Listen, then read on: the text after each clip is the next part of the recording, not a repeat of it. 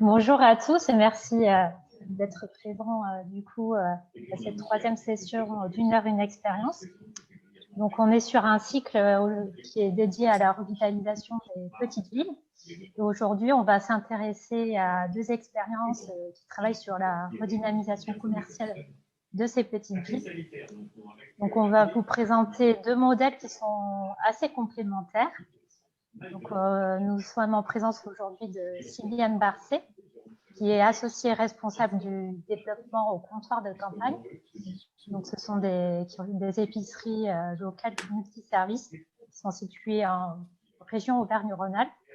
Et ensuite, pour la deuxième expérience, ça va vous être présenté par Maxime Rouby, qui est chef de projet du PETR Pays Monts et Barrages, qui va vous présenter le Cabas de Saint-Bonnet. Donc, c'est une épicerie associative qui a été montée en partenariat entre les habitants et la municipalité, donc à Saint-Bonnet-Briance, qui est situé en Haute-Vienne.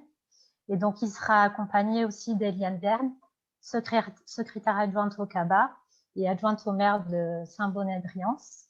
Hélène Flogliarni, qui est présidente de l'association du CABA, et Sylvette Chadelot, qui est vice-présidente du CABA. Donc, je propose peut-être de laisser 15 minutes d'intervention pour chacun des deux projets. Et à la fin, on pourra procéder du coup aux questions. Si vous avez des questions, vous pourrez ouvrir le micro pour parler. Et si vous avez des questions tout au long de la session, vous pourrez les envoyer par le chat. Et petite précision aussi, si vous ne voulez pas apparaître sur la vidéo parce que c'est enregistré, vous pouvez couper votre caméra. Donc, je vais laisser la parole à Sylviane Barcet qui va vous présenter le comptoir des campagnes. Bonjour tout le monde. Tout d'abord, merci beaucoup pour l'invitation et l'opportunité qui m'est donnée de présenter Comptoir de campagne. Est-ce que vous m'entendez bien? Oui. Donc, oui.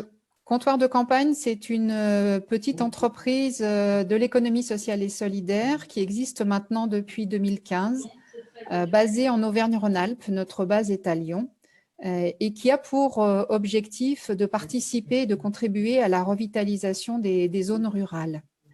Donc, nous sommes partis d'un constat qui était qu'un village sur deux en France n'avait plus de commerce et se transformait en cité-dortoir. Et que malgré cette tendance-là, liée majoritairement à la période d'industrialisation, aujourd'hui, on voyait qu'il y avait une tendance qui s'inversait avec le retour des populations dans des zones rurales, qui s'est encore accéléré avec la période Covid de 2020. Des nouveaux modes de consommation qui apparaissent aussi, la volonté de consommer plus local, la volonté d'être plus en contact, de faire attention à comment sont produits et où sont produits les aliments que l'on consomme. Une consommation aussi un peu plus dynamique et digitale, on va dire, donc la démocratisation de tous les outils digitaux, mais également la prise de conscience des acteurs du territoire sur la fracture territoriale et l'isolement de certaines communes sur le territoire. Et enfin, aussi la volonté des acteurs nationaux de services de pouvoir retrouver de la présence locale et d'essayer d'innover avec des nouvelles solutions à moindre coût.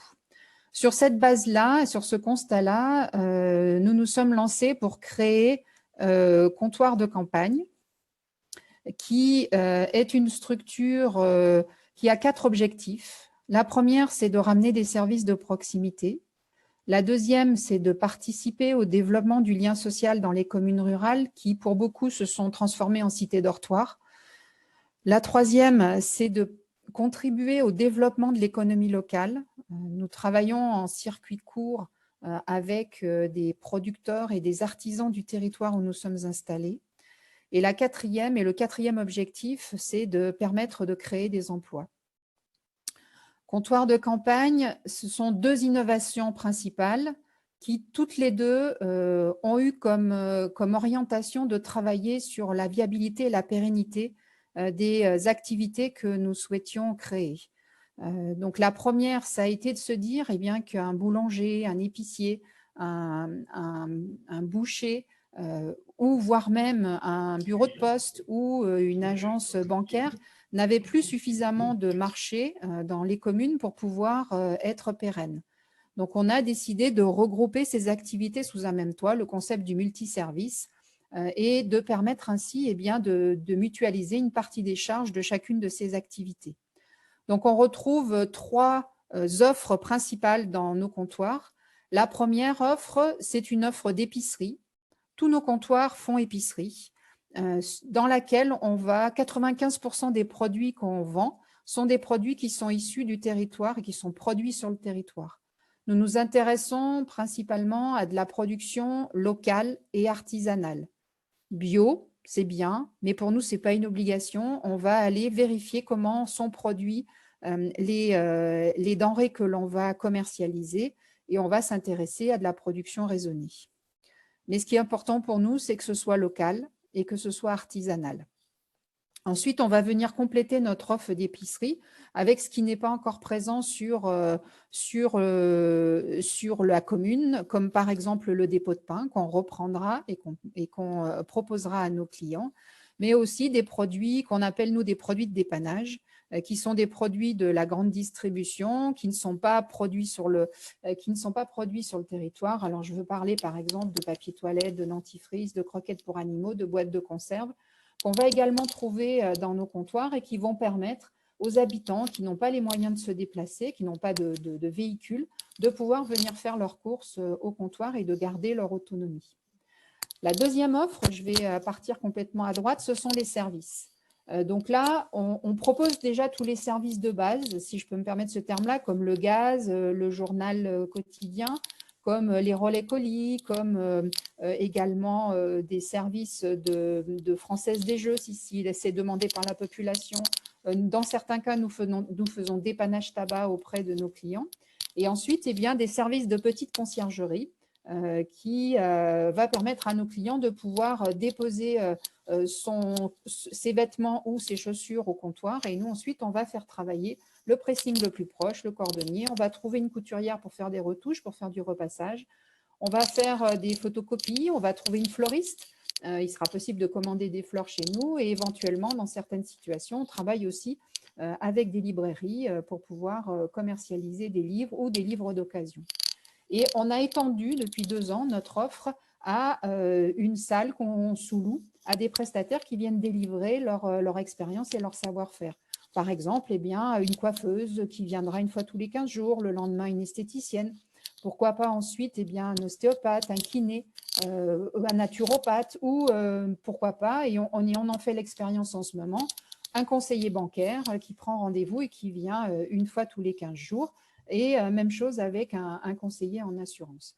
Donc, l'objectif, encore une fois, toujours, c'est de venir en complément de ce qui existe déjà sur la commune et de pouvoir ramener des services au plus près des habitants. Et la troisième offre, c'est une offre de petite restauration. C'est le lieu de convivialité où on va organiser des animations. Dans certaines communes, une licence 4 est mise à disposition et nous faisons bar. Et l'objectif, là, encore une fois, c'est de permettre aux habitants de se rencontrer le dimanche matin quand ils viennent faire leurs courses, de pouvoir prendre un café ensemble, de pouvoir prendre une bière ensemble au comptoir. Les mamans de pouvoir venir à la sortie de l'école ou quand elles ont déposé leurs enfants le matin, de pouvoir venir prendre un café. Et c'est le lieu qui permet à Comptoir aussi d'organiser des animations comme la rencontre avec des producteurs qui viennent un samedi matin pour expliquer leur production, faire déguster leurs produits, ce qui permet de changer l'acte d'achat et d'influencer l'acte d'achat de nos clients pour faire un acte qui soit plus responsable.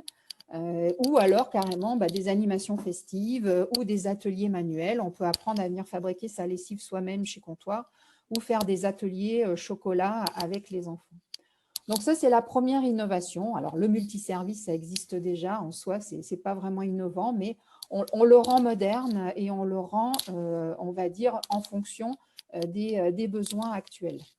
La deuxième innovation qui est plus importante, c'est que Virginie et moi, Virginie, mon associée et présidente de comptoir de campagne, nous n'avons pas souhaité être épicières, ni l'une ni l'autre. En revanche, on a tout de suite souhaité travailler sur une organisation qui permette de développer notre concept de façon plus importante. Et on a, entre autres, et en particulier, travaillé sur l'approvisionnement de nos magasins. puisqu'on s'est assez rapidement rendu compte que travailler avec des producteurs locaux, encore une fois, je vous rappelle, des structures qui produisent de façon locale et artisanale, donc on a très souvent affaire à des structures familiales, eh bien, on n'a pas forcément la garantie d'être livré sur la livraison qu'on a commandée ou sur la totalité de ce que nous avons commandé. Donc, on s'est dit que, en plus, nos commerçants, dans un comptoir, ils sont à la fois épiciers, barman, un petit peu de restauration, ils font aussi la poste, ils font parfois la Française des Jeux, ils livrent des colis. Et donc, ils sont déjà multicasquettes.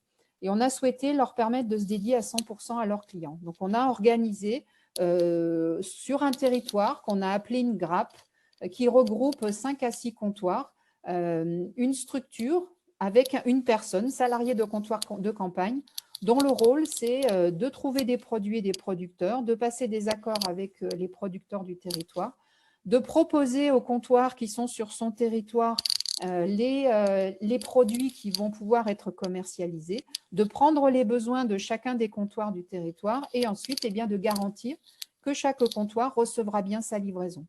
Donc, nous avons créé aujourd'hui 3 grappes sur 3 territoires différents qui sont en Auvergne-Rhône-Alpes, donc un dans la Loire, puisque c'est le premier territoire où nous nous sommes installés, un autre qui est à la fois sur le Beaujolais et le Mâconnais, et le dernier qui est en Isère et qui est à la fois en Isère et en Savoie.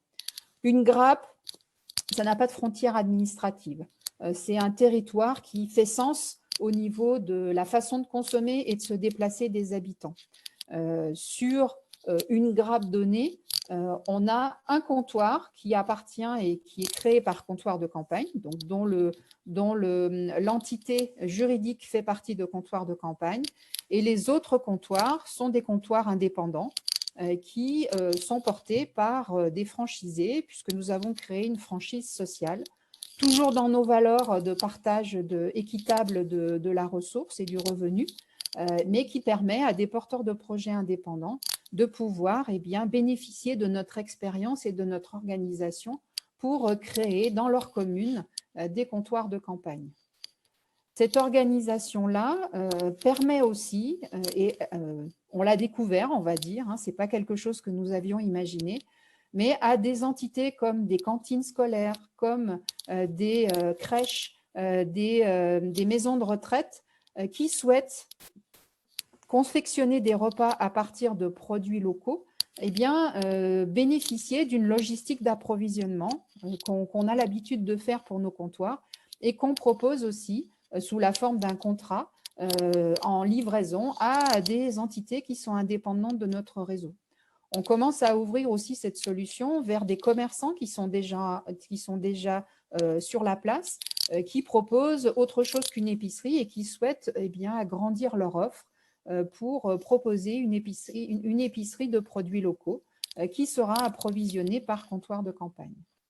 Et ensuite, nous avons une structure support de comptoir qui vient apporter du support aux commerçants et aux acheteurs qui sont sur les territoires et qui les aide en particulier par des relations avec des fournisseurs nationaux comme la Poste, la SNCF, la Caisse d'épargne, mais on pourrait rajouter la Française des Jeux, on pourrait rajouter des assureurs aussi et des banques avec lesquelles on est en train de travailler, mais aussi qui apportent de l'expertise sur certains savoir-faire. Lorsque nous avons fait notre tour de piste avant de lancer Comptoir de campagne, on a eu beaucoup de retours de commerçants de petites communes qui nous disaient « mais nous, on est tout seuls. On voit bien qu'il faut qu'on change notre façon de faire, qu'il faut qu'on change les produits qu'on propose, mais il n'y a personne pour nous aider.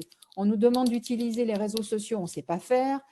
Il faut faire des affiches, on ne sait pas faire. » Eh bien, on s'est dit que nous, on allait justement permettre à ces gens-là, qu'ils soient salariés de comptoir de campagne ou qu'ils soient indépendants, de pouvoir bénéficier de savoir-faire, de compétences qui sont au sein de comptoirs de campagne. Donc, c'est de cette façon-là qu'on a des spécialistes de la communication, des réseaux sociaux, des spécialistes de la gestion, des gens qui permettent à nos commerçants de pouvoir être formés sur tout ce qui est gestion alimentaire. On a ensuite un logiciel informatique qui est proposé pour faire la gestion des ventes et la gestion de l'approvisionnement et du stock, et également tout ce qui va être autour de la communication. On prépare des affiches, on prépare des flyers, pour qu'ensuite les commerçants n'aient plus qu'à imprimer et à afficher. Cette notion de grappe a aussi une vertu, c'est qu'elle permet aux commerçants de pouvoir échanger entre eux sur leurs bonnes pratiques, puisque le travail en amont que je réalise, c'est de faire en sorte que chaque comptoir ait sa zone de chalandise qui lui est propre. Donc, il n'y a pas de concurrence entre les commerçants, ce qui fait qu'il n'y a absolument aucun problème pour que chacun partage sur quels sont les produits qui marchent bien, quelles sont les opérations qui ont bien fonctionné, est-ce que ce mois-ci, le chiffre d'affaires est en baisse pour tout le monde ou il n'y a que pour moi que c'est en baisse? Et du coup, ça renforce et ça revalorise les actions de chacun et ça permet à chaque magasin de se développer. Voilà notre installation aujourd'hui. Nous avons 10 magasins et bientôt 11 qui sont opérationnels, qui sont basés en Auvergne-Rhône-Alpes. Un est en Bourgogne-Franche-Comté. Nous sommes en train de travailler, de développer notre concept sur Auvergne-Rhône-Alpes et sur Bourgogne-Franche-Comté, mais également la région Île-de-France nous a sollicité pour tous les parcs naturels qui sont autour de Paris pour développer notre concept.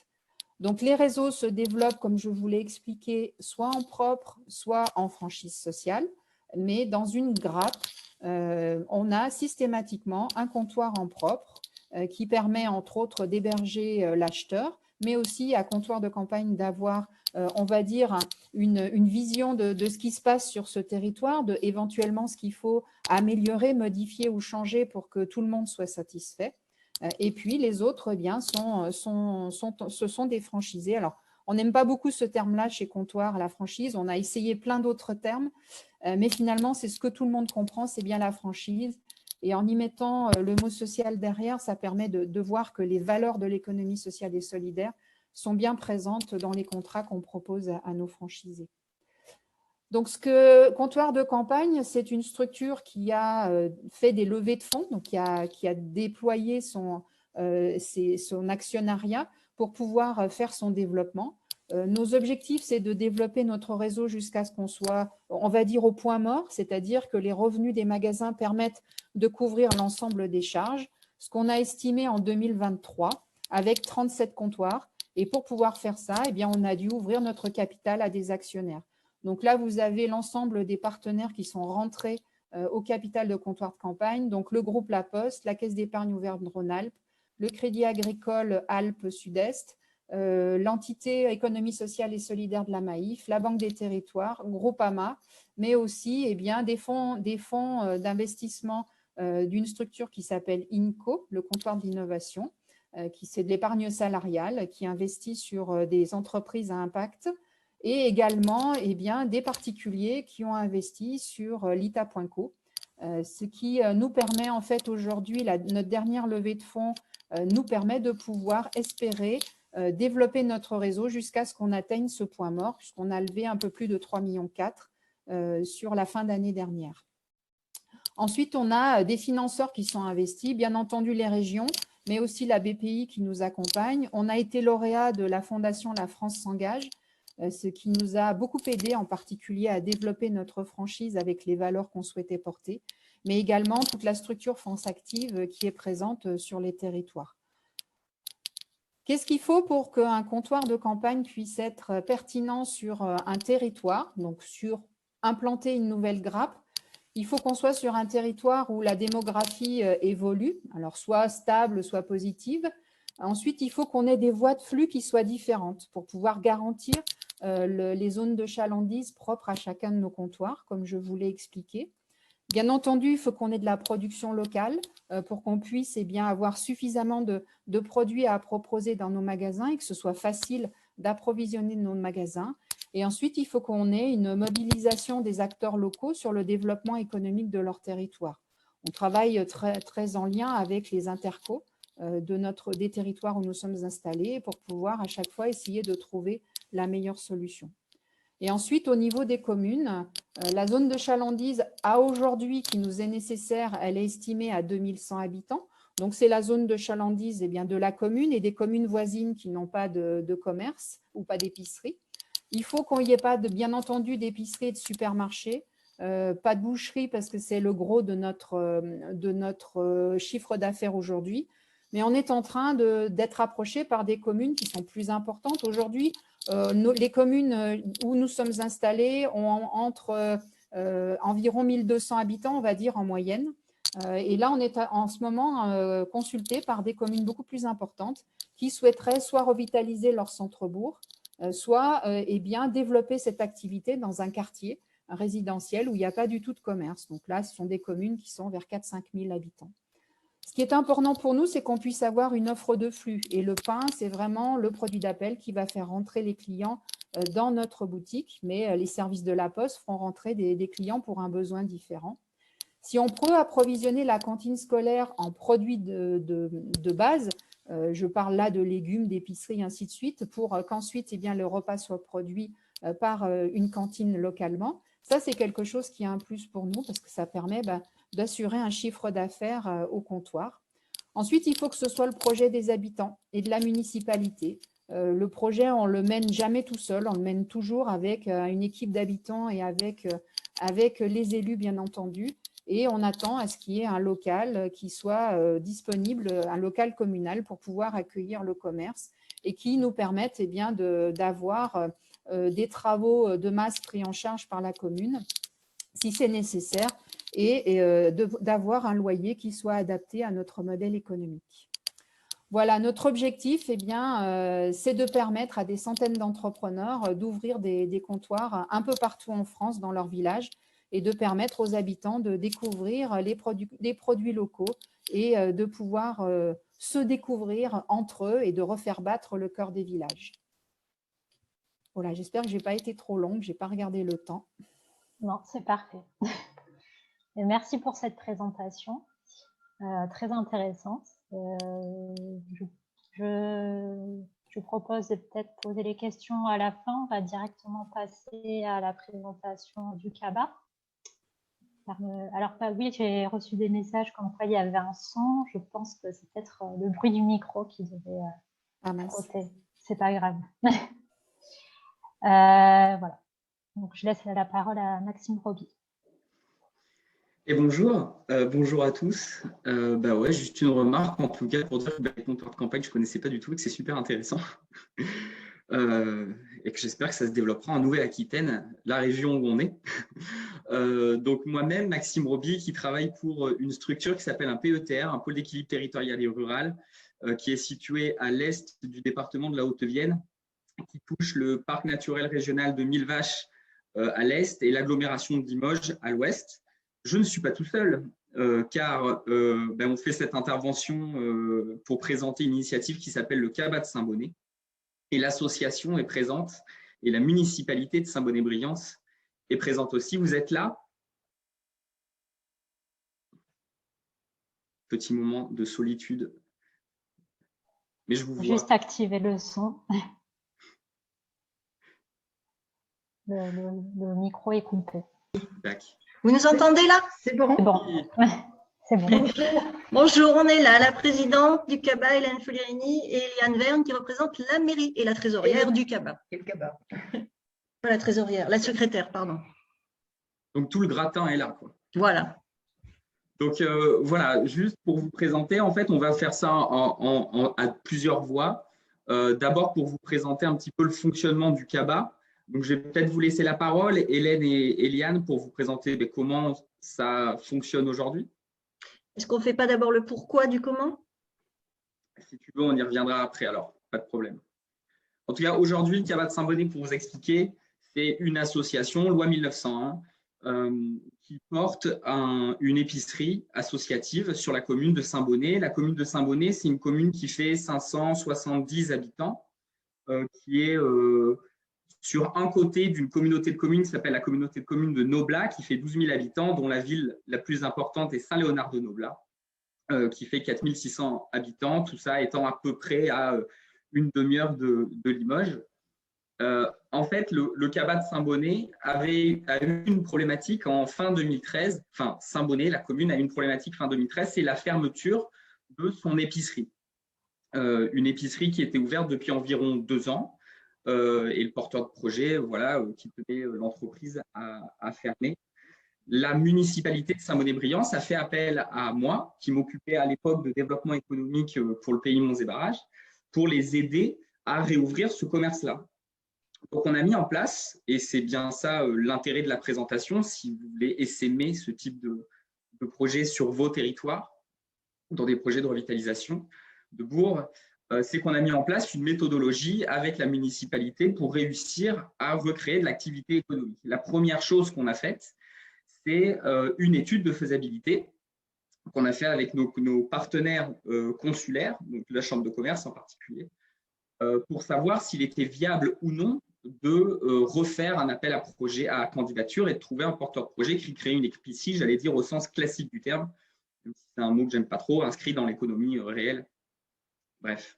Donc, cette étude de 2014, on a fait plusieurs choses. On analyse toujours un marché théorique, c'est-à-dire la consommation annuelle moyenne en produits d'épicerie et de bar en l'espèce sur le territoire. L'estimation d'un chiffre d'affaires prévisionnel et ensuite de tirer des soldes intermédiaires de gestion pour voir si, à la fin, le résultat comptable est positif et si le porteur de projet qui crée son entreprise peut effectivement sortir un salaire décent. On a eu une mauvaise nouvelle, c'est que la viabilité d'une entreprise inscrite au registre du commerce n'était pas viable. Il a donc fallu trouver d'autres solutions. On a décidé de faire une enquête auprès de la population de Saint-Bonnet-Briance. Donc, on l'a fait en octobre 2014 pour savoir un petit peu comment les habitants de la commune consommaient, d'une part, et quelles seraient leurs attentes si une activité économique venait à rouvrir sur le territoire. Pour faire la synthèse, c'est qu'il y a deux types de populations à Saint-Bonnet-Briance. Il y a d'abord des actifs qui travaillent à l'extérieur du territoire et qui étaient plutôt intéressés pour consommer des produits locaux et venir les chercher dans un point relais, par exemple, plutôt que dans une épicerie avec un accueil. Et l'autre partie de la population est plutôt composée de retraités, on en a pas mal en Haute-Vienne, qui eux aussi voulaient chercher des produits locaux, mais là dans un vrai espace d'accueil pour pouvoir se balader, discuter et faire ses achats sans particulièrement venir juste chercher des commandes dans un point relais. On a eu pas mal de retours, 57 questionnaires donc sur 560 habitants, mais quand on réfléchit à ce que ça correspond, c'est des ménages en fait, les questionnaires, ça fait 138 habitants, soit à peu près 25% de la population. Donc, pour ceux qui ont déjà fait des enquêtes, c'est plutôt pas mal comme résultat. On a fait une restitution de cette enquête, une espèce de réunion publique, où on a dit aux habitants ce qu'ils nous avaient dit, et ça nous a permis de constituer un groupe local composé de la municipalité de Saint-Bonnet-Briance et d'habitants de la commune qui sont intéressés pour recréer une activité, en tout cas au service aux habitants. L'idée étant peut-être de créer quelque chose pour eux, par eux. Donc là, l'étape de la démarche, ça a été de visiter des initiatives un peu inspirantes. On n'a pas été non plus trop loin, on est resté en Haute-Vienne, mais on a visité plein d'initiatives, à la fois voilà, des épiceries bars associatifs, des démarches que vous connaissez peut-être, type La Ruche qui dit oui, ou une AMAP plutôt bien structurée, c'était le panier de Germaine, sur une commune voisine de Saint-Bonnet. Moi, mon rôle de technicien, c'était plutôt de rendre le truc un peu sympa, d'organiser les visites et de faire les comptes rendus. Truc un peu chiant, quoi, pour que les habitants puissent vraiment capitaliser sur tout ce qu'ils ont regardé, tout ce qu'ils ont rencontré, et faire la synthèse en fait de ce qu'ils aimeraient voir transposé sur la commune. Ensuite, il a fallu faire un vrai temps de capitalisation et on avait plein de choix. Ça aurait pu être créer une AMAP, créer effectivement une épicerie associative ou un point relais. Les habitants et la municipalité ont fait le choix du bar épicerie associatif et qui vendrait des produits locaux pour l'essentiel. Donc, on a fait des réunions avec les producteurs du territoire pour savoir quels étaient leurs modes privilégiés d'approvisionnement de ce type de structure, en sachant qu'en travaillant sur le modèle économique de ce type de structure, épicerie associative, on savait que c'est difficile de salarier quelqu'un, que c'est difficile de faire du stock parce que la gestion des stocks implique une perte possible de stock et donc de bénéfices, j'allais dire, à la fin.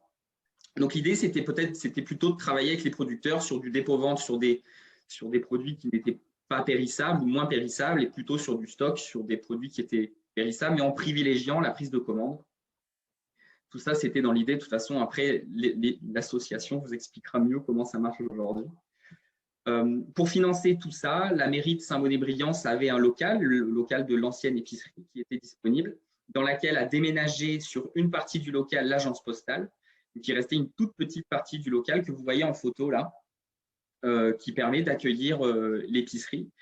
On a fait quelques recherches de financement, on a bénéficié, on a été lauréat de l'appel à projet innovation sociale qui a été lancé par la région Nouvelle-Aquitaine en 2016 de mémoire, et d'un cofinancement dans le cadre d'un programme européen qu'on porte sur le territoire de Monts et Barrages qui s'appelle Leader et qui a permis de financer les quelques investissements portés par l'association. J'ai été super rapide, je suis très bon, je pense. Peut-être que je vous laisse la parole maintenant, le CABA, pour présenter un petit peu comment vous fonctionnez. Oui. Bon, bonjour tout le monde. Alors, en fait, le fonctionnement, il s'appuie uniquement sur les bénévoles. Ah, il n'y a plus rien. C'est normal qu'il n'y ait plus rien? Non, c'est ma faute, Hélène. Donc, uniquement sur les bénévoles, qui est vraiment le noyau dur de l'association. Bénévoles qui vont être à la fois ceux qui vont ouvrir le magasin. Alors, on n'ouvre pas beaucoup puisqu'on ouvre en tout 3 heures dans la semaine, 1h30 le mercredi soir et 1h30 le dimanche matin. 3 heures, oui, 3 heures. 1h30, 1h30, ça fait 3 heures. Et qui sont aussi référents, c'est-à-dire que chacun adopte une position de référent, par exemple un référent qui s'occupe de la viande, un autre des légumes, un autre, et qui doit de son côté gérer l'approvisionnement du CABA, la relation avec les producteurs, trouver d'autres producteurs si ceux qu'on a sont insuffisants pour approvisionner. Enfin, ils ont un petit travail personnel important. Et on demande à chaque fois l'avis de tout le groupe pour savoir si on accepte ce nouveau producteur, parce qu'il faut que ce soit quelque chose de local, qui soit bio, soit très proche du bio, etc. On a aussi en termes de produits, puisque j'ai entendu tout à l'heure, on a effectivement du local, mais il y a des produits comme la petite épicerie de base, sucre, etc., qu'on n'a pas de canne à sucre à Saint-Bonnet-Briance. Donc, on va prendre ça ailleurs. On marche avec un petit supermarché du coin qui nous donne vraiment les choses de base qu'on n'a pas, qu'on ne peut pas avoir. Et également, on travaille avec des producteurs beaucoup plus lointains pour, par exemple, avoir des agrumes et des choses un peu ponctuelles à certains moments. Mais le fonctionnement du CABA, ce n'est pas que ça, ce n'est pas que l'épicerie, c'est surtout la convivialité et remettre une vie dans le bourg qui avait complètement disparu puisque le commerce, c'était le dernier commerce, il ne restait plus que la poste le matin. Et bon, aller papoter à la poste le matin, c'est pas… Ça peut arriver, mais bon, ça ne fait pas des liens pérennes. Et du coup, on a favorisé cette convivialité en faisant le bar.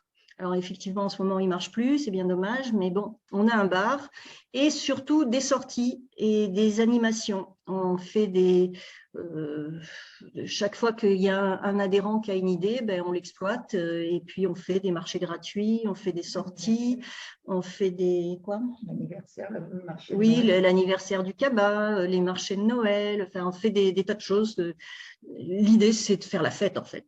Voilà, de faire la fête avec tous les gens du village, de se retrouver, d'échanger, de se sentir dans un humus humain très valorisant. Voilà. Et donc… intergénérationnel. Et intergénérationnel, voilà, exactement. Et donc, ça nous a permis de se connaître… ça va vite, 500 habitants, maintenant 600 presque, de connaître quand même pas mal de monde et du coup d'avoir peut-être d'autres projets, de développer d'autres choses et de faire une base à plein de projets. Voilà. Qu'est-ce que je peux vous dire d'autre? Oui, alors notre local, il fait à peu près 12 mètres carrés. Actuellement. Voilà. Le cœur est gros, mais le local est petit. Et la nouvelle municipalité nous propose de faire quelques travaux dans une petite boutique, l'ancienne boutique qui est fermée depuis très très longtemps, qui est juste à côté. Et on va peut-être pouvoir faire une extension. On aurait à peu près 40 mètres carrés, à peu près de plus, ce qui serait vraiment très bien, ce qui nous permettrait, parce que là on est réduit au niveau des producteurs, parce qu'on peut avoir plus de producteurs, mais il n'y a pas la place pour mettre leurs produits, que là ça serait une possibilité. On pourrait agrandir le bar, on pourrait, voilà. Avoir plus de produits frais. Avoir plus de produits frais. Parce qu'on est limité au niveau des réfrigérateurs, par exemple. Voilà. Et au départ, c'est vrai qu'on faisait du dépôt-vente, mais on s'est vite aperçu que c'était très compliqué à gérer. Parce que ça demandait une manutention, de la comptabilité, de savoir ce qui était, ce qui partait pas, de faire le bilan chaque mois de ce qui est. Enfin bon, c'était compliqué. Et donc, petit à petit, on s'est mis, comme on a commencé à avoir des sous, parce qu'on a commencé à avoir des sous, même en prenant que 10%, on se met maintenant à acheter directement. Comme ça, il n'y a plus de dépôt d'ailleurs, je crois. On n'a plus rien en dépôt. Tout est acheté. Voilà. Comme ça simplifie la comptabilité. Et on a pris un comptable. Voilà. Que dire donc, ce qu'on compte faire, c'est donc de diversifier nos produits, d'augmenter donc le nombre d'adhérents, parce que pour l'instant, on a fait de la publicité, enfin le PETR nous a fait de la publicité, la municipalité aussi un peu, mais juste au début, puis après, on a laissé les choses se faire et grandir d'elles-mêmes. Donc, il serait, quand on aura le local, peut-être temps de faire un peu de publicité dans les environs, parce qu'il y a encore des gens qui ne nous connaissent pas, et augmenter le nombre d'adhérents. Et puis, de communiquer avec voilà, des formes un peu plus modernes, on va dire, que le bouche à oreille, donc Facebook, Instagram, etc., tous voisins, enfin, faire un peu plus de publicité. Voilà. Donc, la structure marche depuis déjà 5 ans. Elle repose sur une vingtaine vraiment de bénévoles qui sont, je dois le dire, assez extraordinaires, qui sont toujours présents, toujours là, qui n'ont pas failli depuis le début et sur qui on peut compter. Et voilà. Donc, c'est une jolie expérience qui donne des jolis résultats. Et si tout le monde faisait ça dans sa commune, ça serait pas mal. Voilà, on est content. Tu as quelque chose à dire, Elia? En tant qu'adjointe, c'était pour dire que la commune, en fait, on prête le local, donc ce qui fait qu'on n'attribue pas de subventions, de fait, vu que pour qu'il y ait un équilibre avec les autres associations. Et puis, les produits, par exemple, les légumes, les fruits, on les achète pour alimenter la cantine. Voilà, pour travailler avec l'épicerie qui est sur place. Voilà. Et puis, en tant qu'élu, on fait partie, il y a certains font partie aussi de bénévoles et puis adhérents, justement. Et référents. Et référents aussi, voilà. Super, merci beaucoup de cette financer les matériels. Alors, oui. Au début, on l'a acheté… avec les subventions. Non, au début, on n'avait pas les subventions. Ça a été remboursé par les subventions, oui. Mais on l'a acheté. Comment on l'a fait? Alors, au début, on a tous mis la main à la pâte. Chacun a amené des choses. Il y avait des vieilles étagères dans un coin qu'on a retapé. Il y avait un vieux frigidaire. Oui, il y avait un vieux frigidaire de la commune qui traînait dans un coin qu'on a réquisitionné. Enfin, on a fait vraiment avec les outils du coin et de chacun. On a apporté des verres, des cuillères. Enfin, vraiment, ça a été à la bonne franquette. La peinture. Et petit à petit, donc, on s'est amélioré avec un peu de sous. Puis, on a eu les fonds leaders qui nous ont permis, cette fois, de passer à une dimension un peu plus sérieuse et supérieure avec l'achat de vrais frigos, avec l'achat de barnum, de tables. Enfin, petit à petit, on a acheté tout ce qu'il nous fallait. Voilà. Un ordinateur. Oui. Voilà. Mais au départ, c'est vrai que chacun a mis la main à sa poche. Merci. Merci. Je ne sais pas si vous avez terminé. Oui. Merci de ces présentations. Alors, on a eu quelques questions dans le chat. Il me semble que c'était pendant la présentation des comptoirs des campagnes, sur le statut des comptoirs. Est-ce que c'est des locaux privés ou publics? Sandrine Gentil-Panel de Joinville. La majorité des lieux dans lesquels nous nous sommes installés appartiennent à la commune. Comme je l'expliquais tout à l'heure, comptoir de campagne n'a pas pour vocation d'investir dans le foncier. Donc, on attend, et ça fait partie du projet qu'on mène avec la commune, à ce que la commune mette en conformité le local dans lequel on va s'installer. J'entends par là les gros travaux. Ensuite, nous, on équipe le magasin et on attend aussi d'avoir un loyer qui soit adapté à notre modèle économique. Donc, on n'est jamais au prix de marché, mais on est toujours à un loyer qui nous permet de pouvoir équilibrer les comptes le plus rapidement possible du comptoir. D'accord. On avait aussi un message de Michel Val qui nous disait pour la reproductibilité des contrats de campagne en Île-de-France, est-ce que vous n'allez pas rencontrer de difficultés pour trouver des producteurs locaux? Pour l'instant, dans les études qu'on a fait du territoire, on arrive à trouver les productions qui nous sont nécessaires.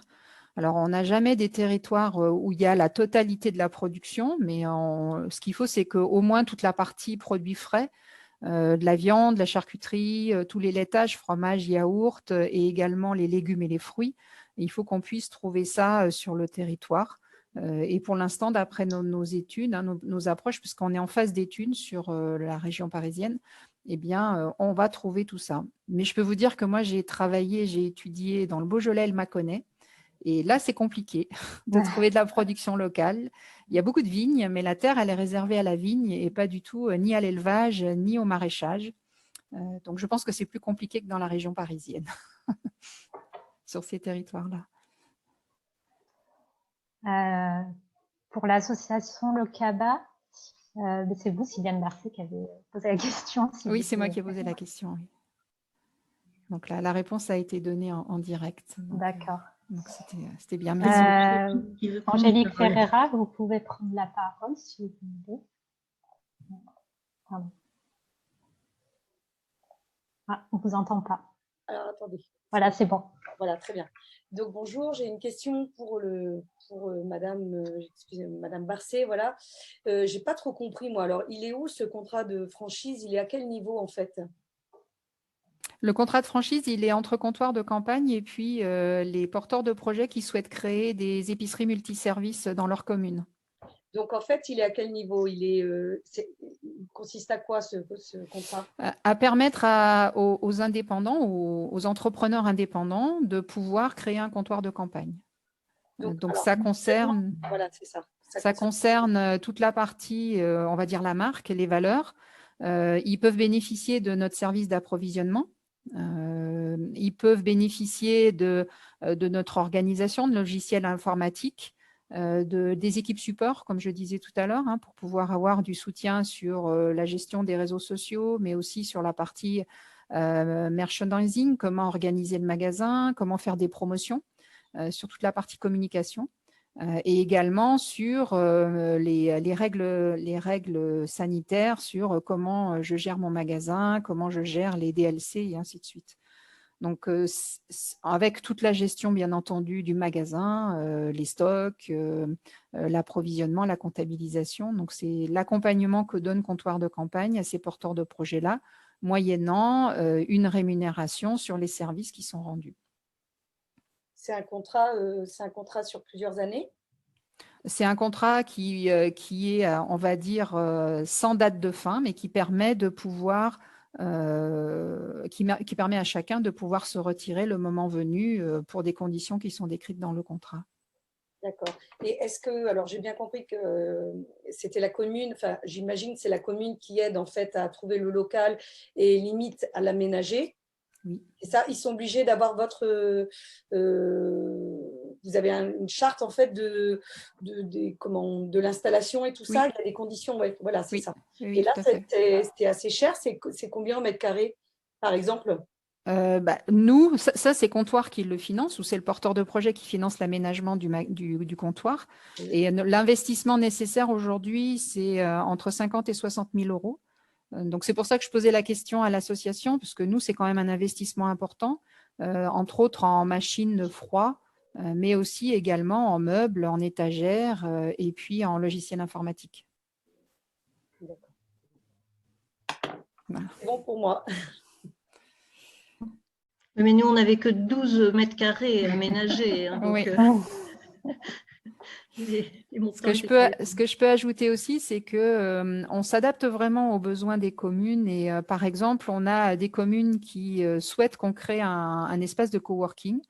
Et ça, on le fait. Donc, tout ce qui peut être en lien et qui permet de créer des passerelles entre la boutique et puis les attentes de la commune et des habitants, on se met sur ces sujets-là et on trouve des solutions pour accompagner les communes.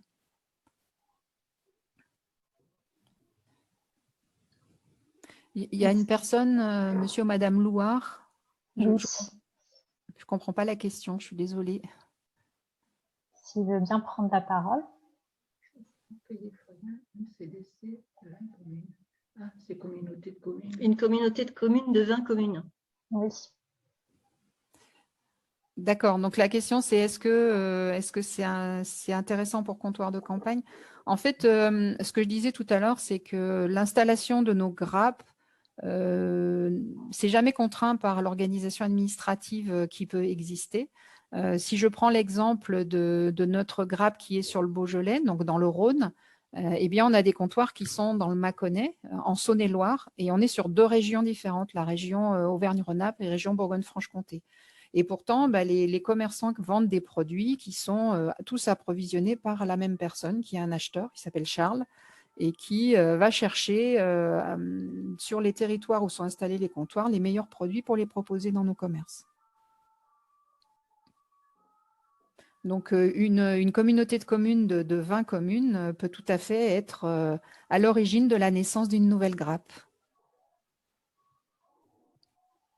Est-ce qu'il y a d'autres questions, peut-être?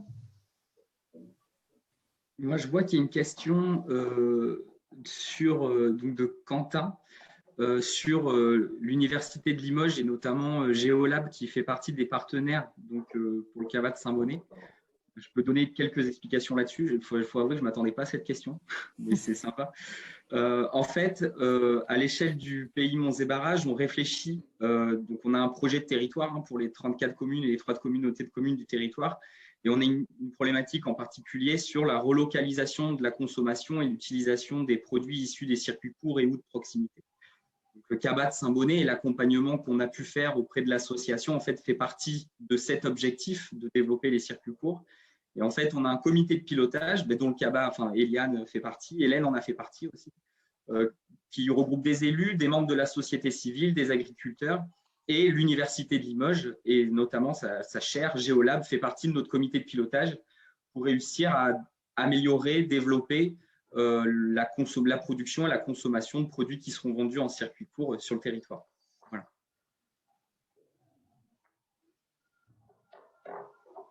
Merci. Est-ce que vous avez d'autres questions?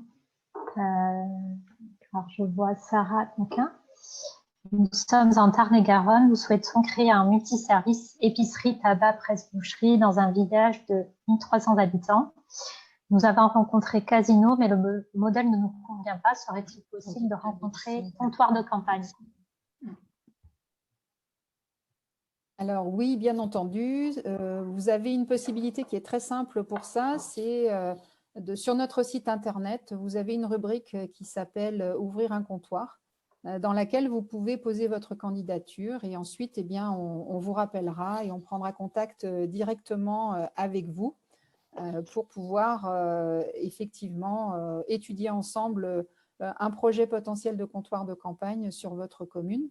Ce que je peux juste préciser, c'est qu'on se développe prioritairement à 2h30 autour de Lyon, donc sur les 17 départements qui sont autour de Lyon, et que le Tarn-et-Garonne n'en fait pas partie, mais d'ici à la fin de l'année, je pense que je vais commencer à me développer sur les territoires qui nous sollicitent et là où il y a du potentiel pour comptoir de campagne. Merci. Je vois quelqu'un qui lève la main aussi. Vous pouvez prendre la parole. Oui, bonjour, vous m'entendez? Oui, on vous entend.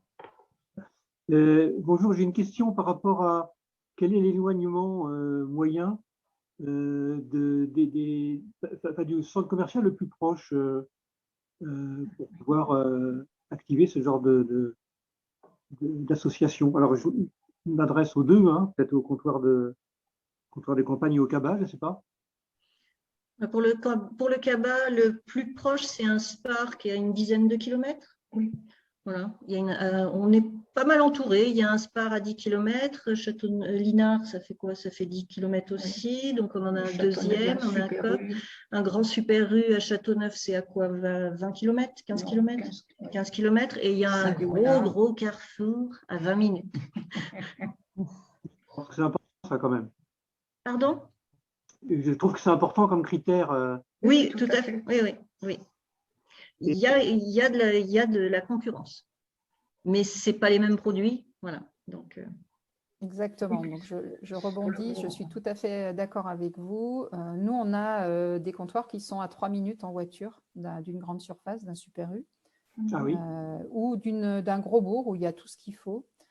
Et encore une fois, ce qu'on propose dans nos comptoirs, ce sont des produits différents et on attire une clientèle qui cherche des produits différents de ceux de la grande distribution à des prix qui sont des prix du marché, ce qu'une petite épicerie ne sait souvent pas faire quand elle vend des produits de la grande distribution. Elle ne sait pas être aussi compétitive qu'une grande surface.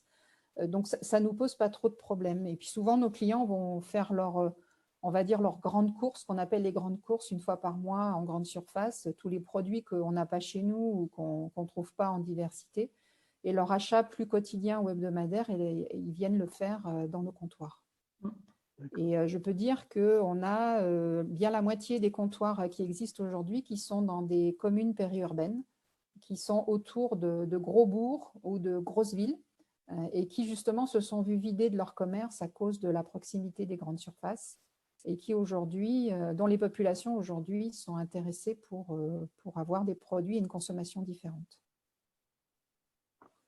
Merci. Je vois ensuite une question de François Mas qui demande l'impact sur les touristes, sur le passage, la fréquentation de la ville. Nous, on a des Hollandais qui passent à vélo et qui s'arrêtent chez nous, mais c'est tout. On a des Marseillais qui viennent en vacances. Oui, on a des Marseillais qui viennent.